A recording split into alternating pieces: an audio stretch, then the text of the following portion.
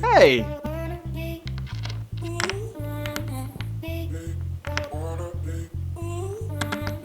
So this was actually my first time ever animating a Lego character. And I've got to say, I really enjoyed it. I had so much fun, and I've actually been given some more Lego since I made this video, so now I'm going to be able to make even more fun Lego tutorials for you. So what I want to teach in this video is, well, when you're rigging, you need to really think about where you're placing your rigs. Sometimes it's easy to forget that you don't want to obstruct the front-facing side of whatever you are raising up into the air. So in this animation, I needed my character to throw 3 different hats up in the air. And just because it was simpler, I decided to use a rig that was just a piece of aluminium wire.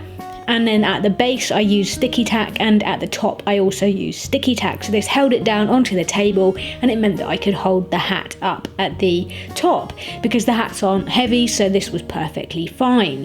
However, when you do this, you've got to remember that you need to edit out that rig, you need to paint it out, and obviously you'll take a clean plate, but that's not going to help you remove the rig around the area of the hat or whatever it is that you're lifting up. So if you are using a load of sticky tack like I am, make sure not to obstruct that front face of your object. I know it sounds like common sense, but it's easy to forget because sometimes you just get lost in the moment of animating, and then you place the rig where it's easiest to hold the item up, and then you come to edit it and you're like, oh man, there's a massive lump of sticky tack right on the edge of that hat or whatever you're throwing in the air, and then you have to repaint it, and it takes a lot of time, and to make it look neat, it's really hard work.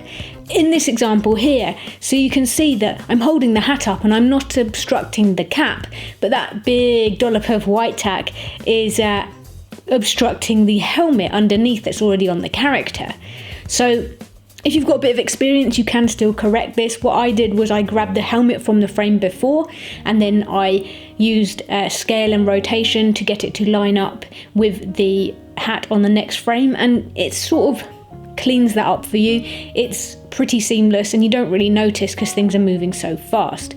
But if you want to see how I achieved this, then I will upload a separate video going through the process of rig removal in Photoshop in real time.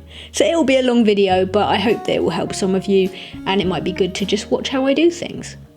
Yeah, just be really careful when you're placing rigs in your scene. You can see that there's actually some sticky tack holding my character up because I didn't have any Lego boards to place him on, so I just stuck him down on my table, and there's sort of messy sticky tack all around his feet, and I could have been a little bit more careful about where I placed that, but instead I had to tidy that up every single frame. So for something which only took me about 40 minutes to animate, this took over a day to clean up.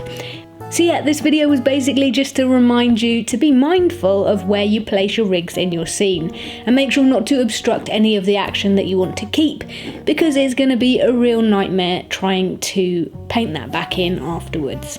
Make sure to give this video a thumbs up if you want to see more Lego on the channel. And if you like this video, then you might also enjoy another video I animated with Lego, or the suggestion that YouTube has selected.